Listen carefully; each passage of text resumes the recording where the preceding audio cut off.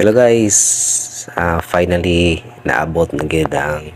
dumating na yung aking tinatawag na pin sa Google AdSense sa aking YouTube channel na Teacher Ian Vlogs. Sa katagal-tagalan ng panahon, almost 1 year or 1 year ba ito, na inaantay ko ang pin kasi nawala yung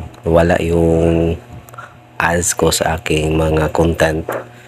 kaya parang na-discourage ako noon dahil akala ko hindi na dumating yung pin. So nagre-request ako, unang request ko hindi dumating, tapos yun inaantay ko,